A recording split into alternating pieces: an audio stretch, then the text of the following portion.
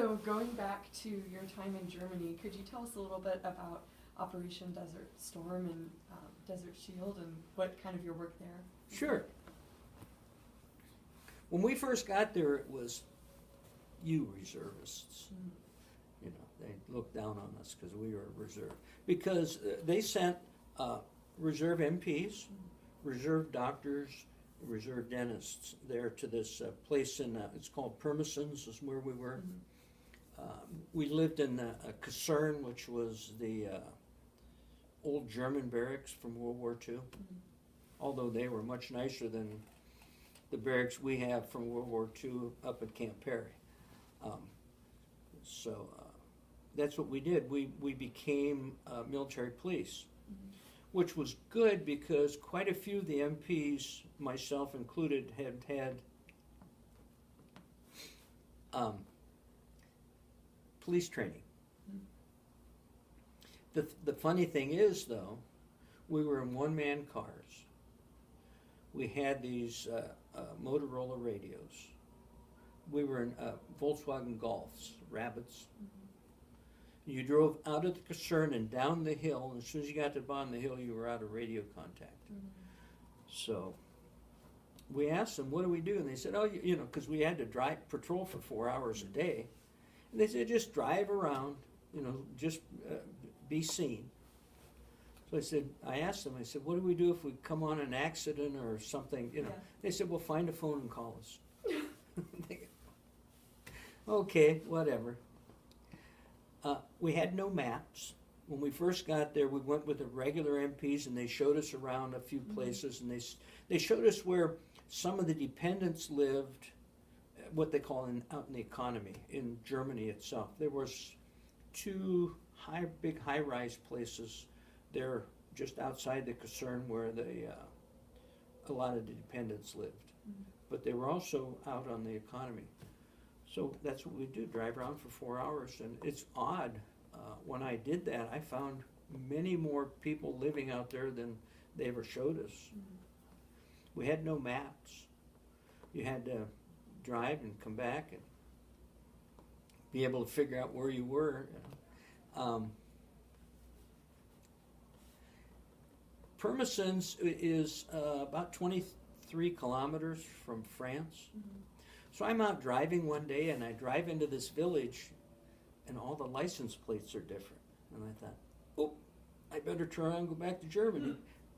Because I had no map. I drove into France, and there were no Oh my God. It was just like if you drive from Wayne County into Holmes County on a back road, there's no thing that's, you know, so. It was different.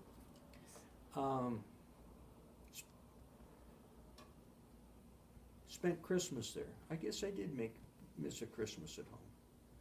So, when I was in Vietnam, I missed no Christmases. That's what it was. It was pretty cold, of course, you know, our luck. It was the coldest winter there in 15 years. And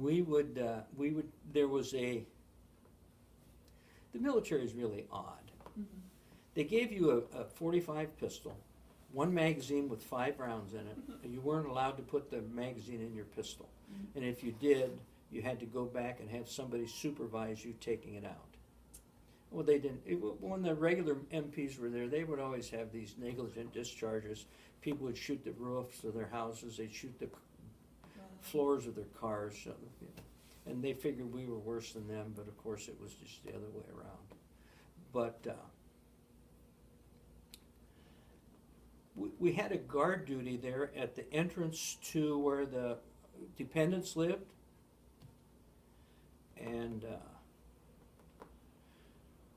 we treated those people really, really nicely. And it was weird. The general's wife, and plus lots of other wives would come and bring us hot chocolate and cookies and stuff. I'm sure they did not do that for the regular Army people.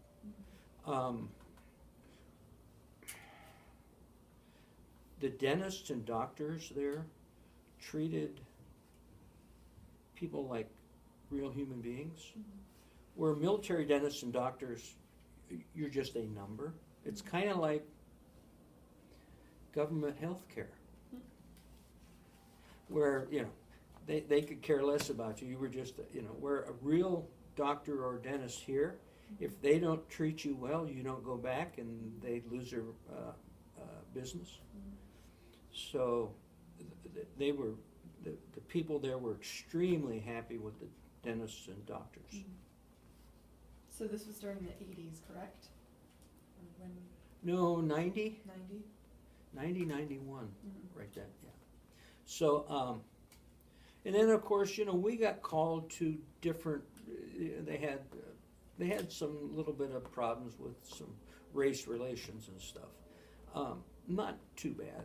So we got called to different, like, buildings that they had parties and stuff, and there was some different problems. There was problems with maybe people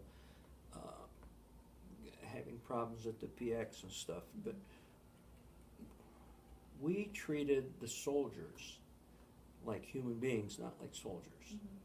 And it's really odd. I mean, we would be walking down the street in the daytime, and I've had that happen more than once. Somebody that I had apprehended, which that's what the military calls arrests, they'd wave and yell at me because I treated them well.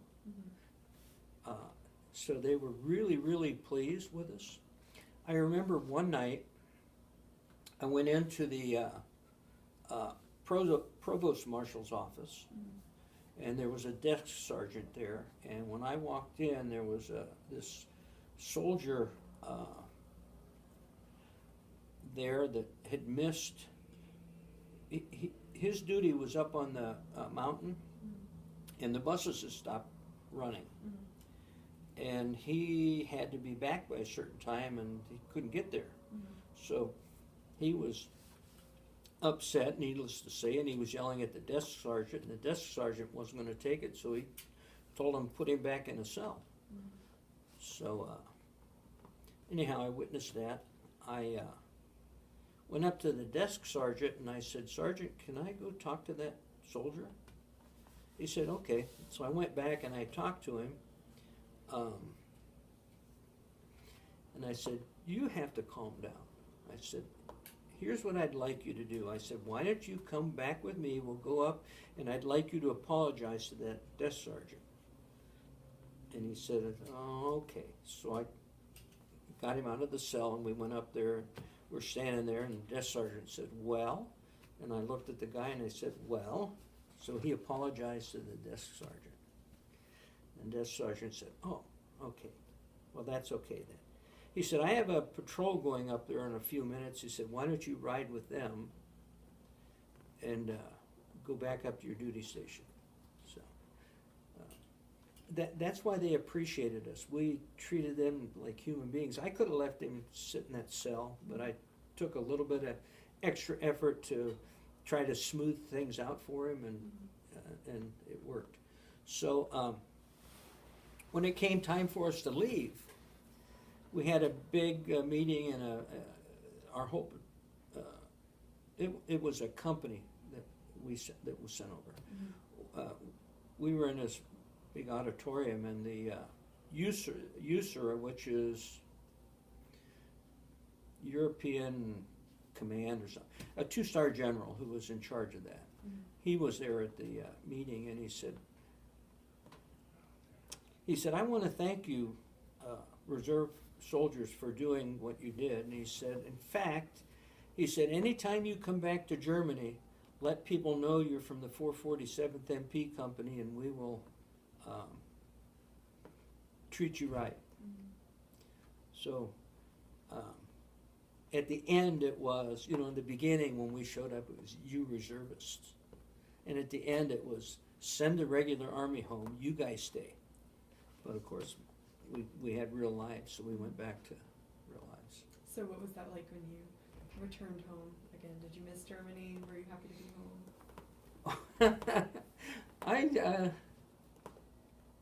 I didn't miss Germany. Well, I kind of did. My old first sergeant, when I was in the MP company well, no, he wasn't my first sergeant. He was the facility commander when I was in Worcester. He was the first sergeant of that unit we replaced. They went to to Saudi Arabia, and we went to Germany. We were staged there in case they needed us.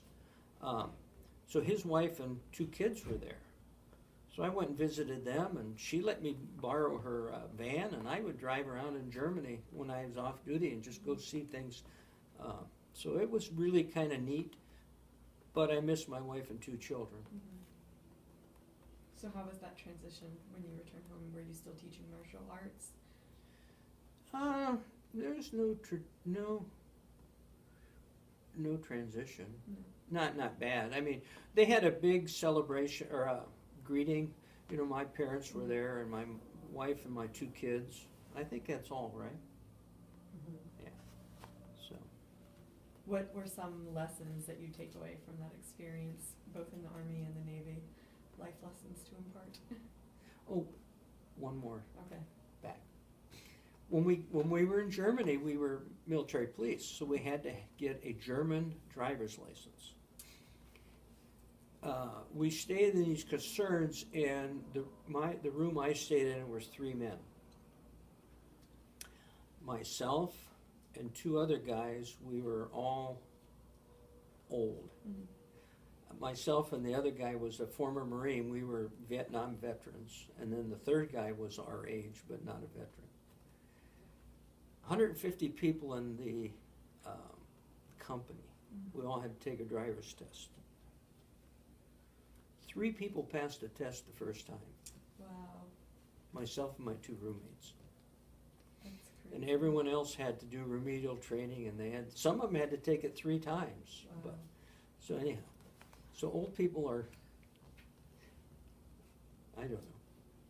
Anyhow, now what was your last question? Sorry. What, big life lessons from both of your experiences in 2 different services?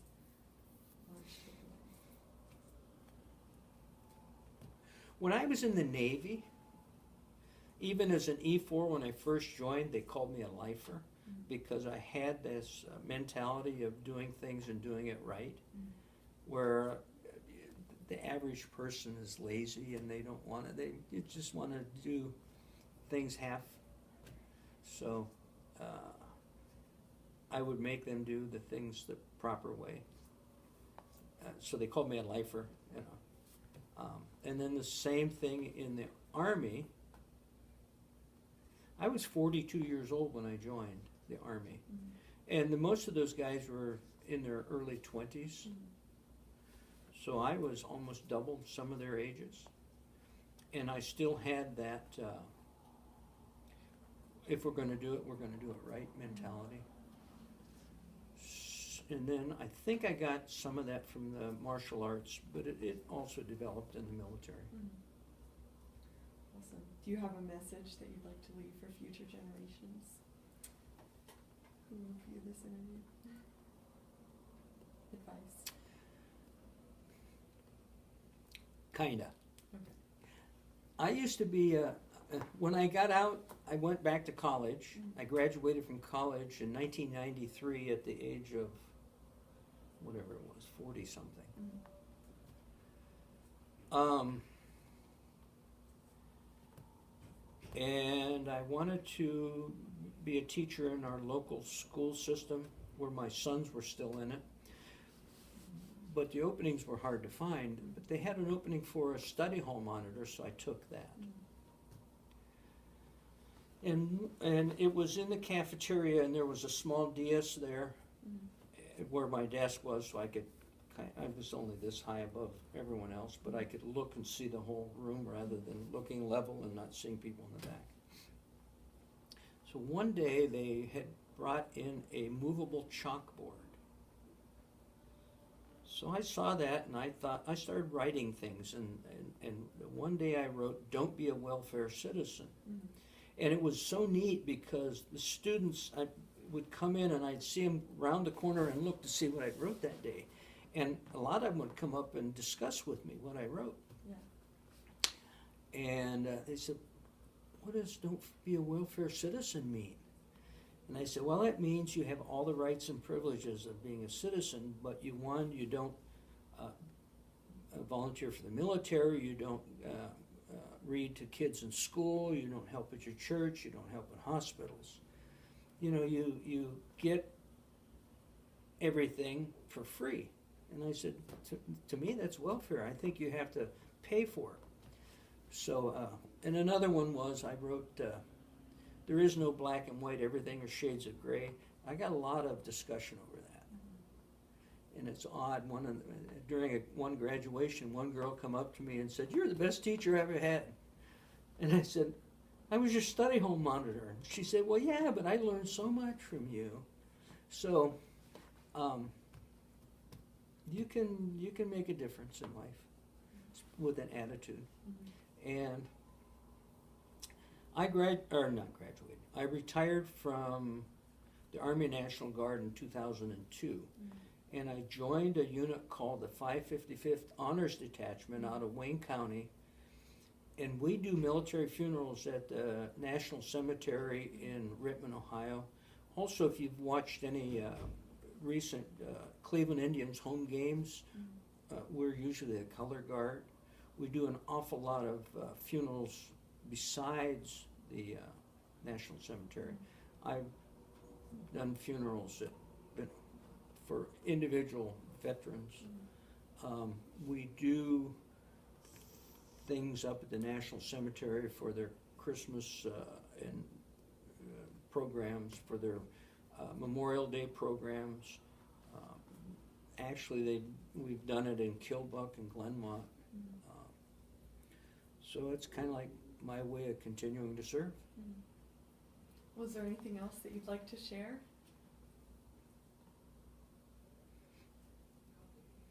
Only for high school kids. Okay. If you learn to study in high school, you'll make it in college. If you don't, it's too tough. But if you go into the military and you learn that you mature and get that military discipline, and then you go to college, that'll help you. Well, thank you very much for taking the time to talk to us today, Woody, and thank you for your service. You're welcome, Claire. It was great speaking with you.